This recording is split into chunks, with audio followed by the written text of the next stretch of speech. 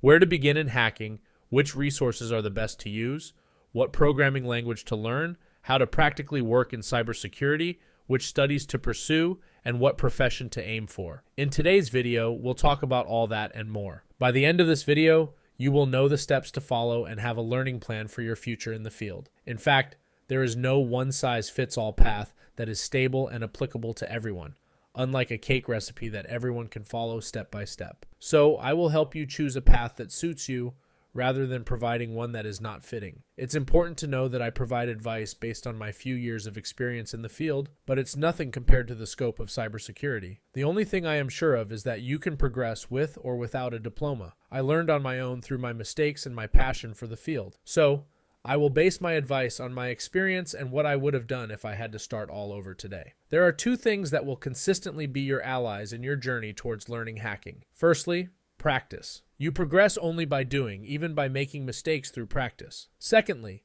one or more guides along the way will always be useful. There are 4 skills in cybersecurity, and they are programming, computer networks, operating systems, including Linux, and all the related skills. Your starting point should be one of these 4 pillars, and you will see that no matter what you do, you will come across one or the other, sometimes even intertwining. It's not very important which one to start with. Do what feels right for you. Keep in mind that there is no magical path. Everything you learn among these pillars will be useful regardless, and you won't waste your time. You will consistently gain experience.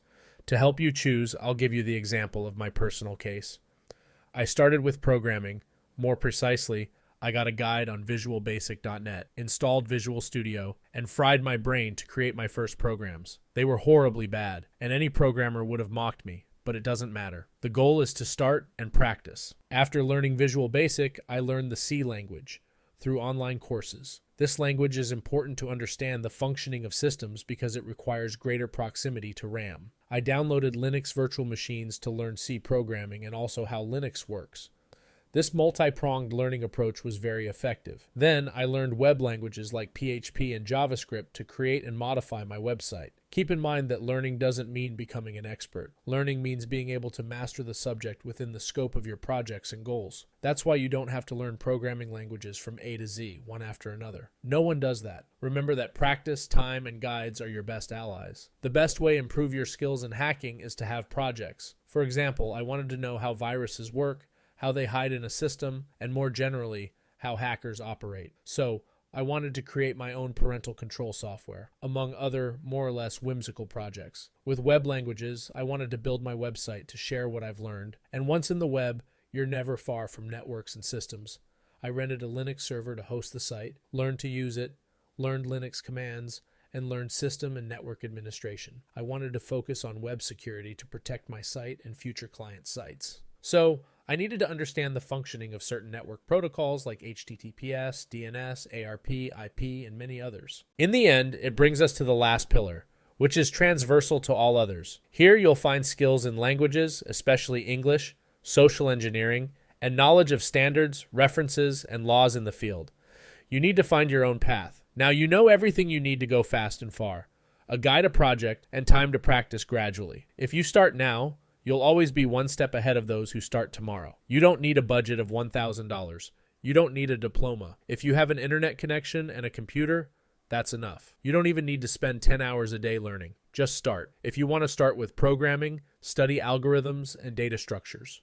If you don't know which language to start with, choose Python because it's one of the most popular and essential languages.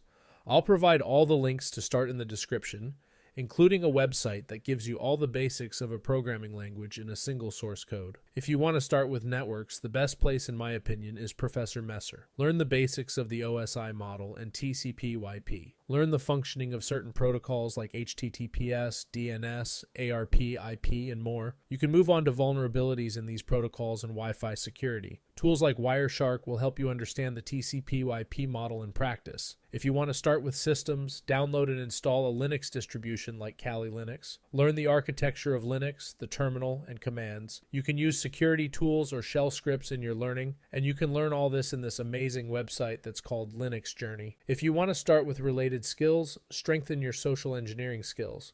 Learn to think like an attacker by discovering various scenarios and attacks or scams that exist, all with the appropriate defense measures. If you work in the field later on, your goal will be to fix all that. There are always subdomains that potentially involve other subdomains, but you don't need to know all of them before starting. You will naturally come across them in your learning. In the end, a hacker is, above all, a person who knows the details of computers. Knowing computers translates into many jobs and situations. A coder, for example, is a programmer who will try to find flaws in a code or build antivirus software. A tester is an expert in cyber attacks who will attack a company at its request to protect it. A hacker is also, and above all, a person concerned about ethics and laws.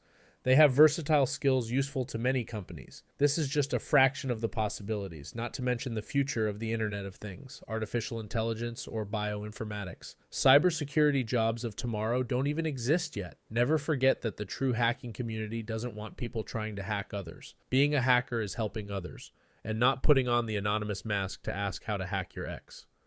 Being a hacker is also being in constant learning. Even 10 years after starting, you will still learn. Cybersecurity is an exciting and endless field.